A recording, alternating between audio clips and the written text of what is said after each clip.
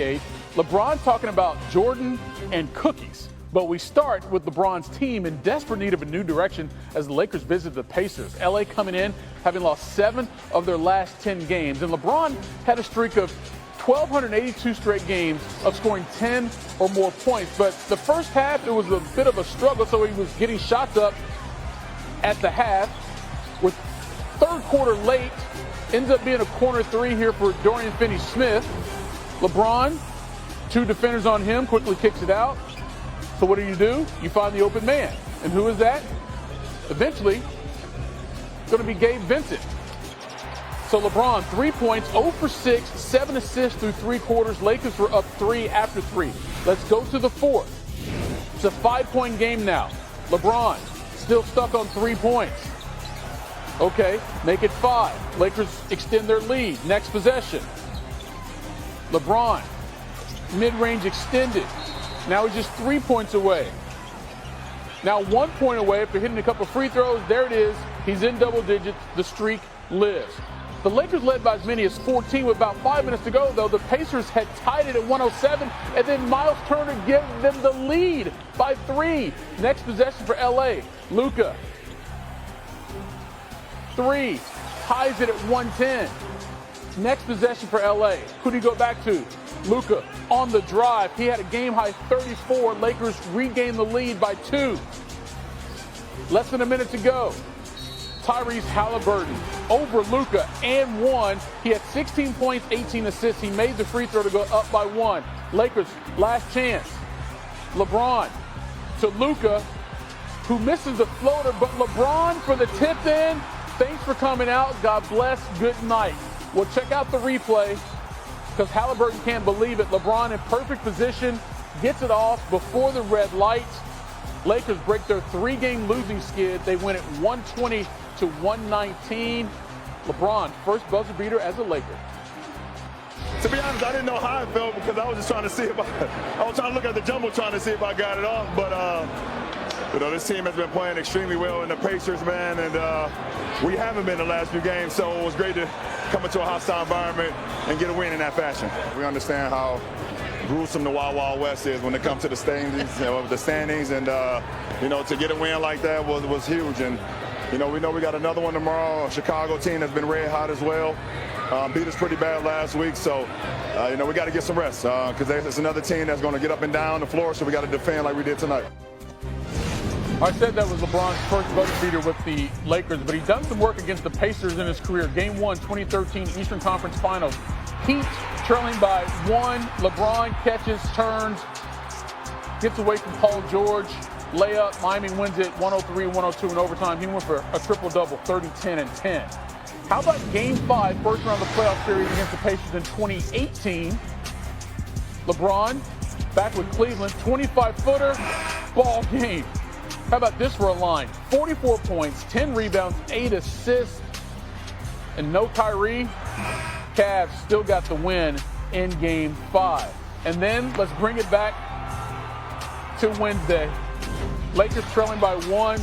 Luka had a chance to be the hero, but LeBron, right place, right time, and got it off in time to give the Lakers a much-needed win, 120-119. Now, overall, LeBron has 8 career game-winning buzzer beaters, including the playoffs. That's tied with Kobe and Joe Johnson for the second most in NBA history, behind only one man, Michael Jordan. This was his first buzzer beater, as I mentioned, with L.A., having gone 0 for 18 in the final 10 seconds of the fourth quarter in overtime with L.A. before Wednesday.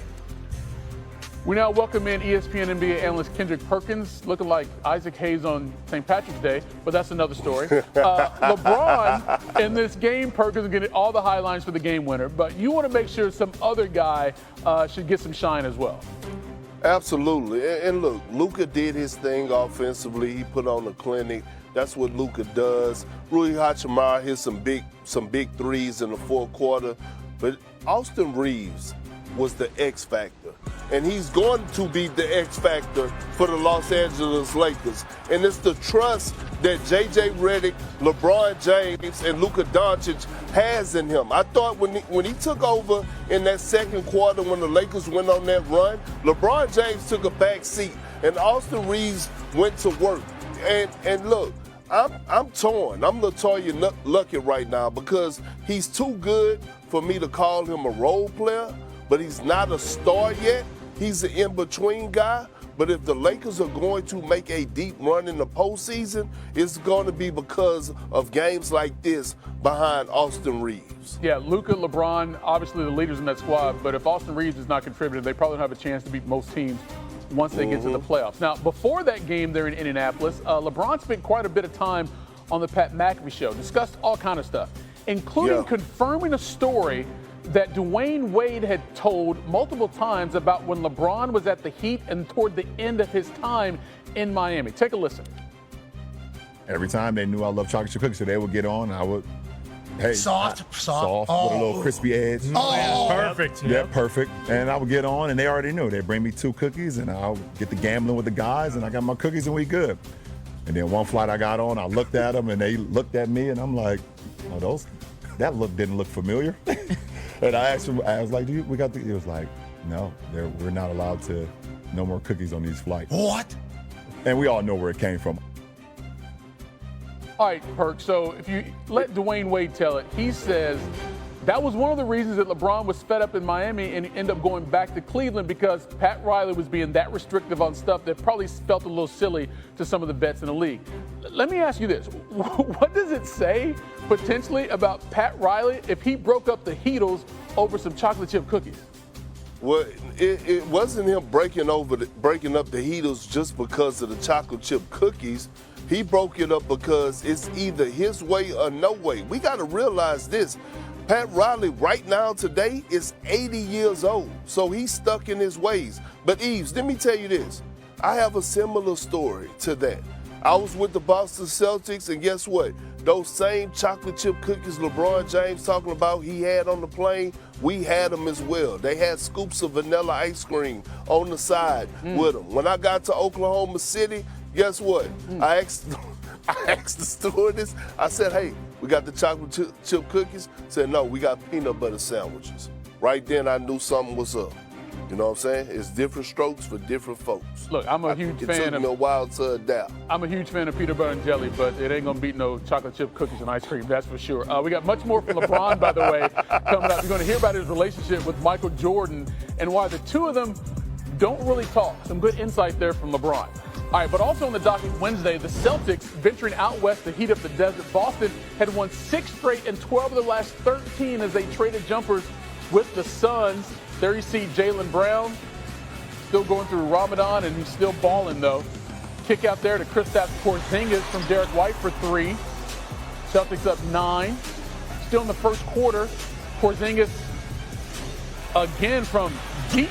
Celtics made 10 threes in the first quarter. 6th time this season they've made 10 threes in a quarter, and they were up 42-38 after 1. All right, so let's go to the second quarter because no Jason. Hello, xin chào tất cả mọi người. Hôm nay mình sẽ hướng dẫn mọi người làm một bông hoa tía hình tim nha. Mọi người cùng bắt tay vào làm với mình nha.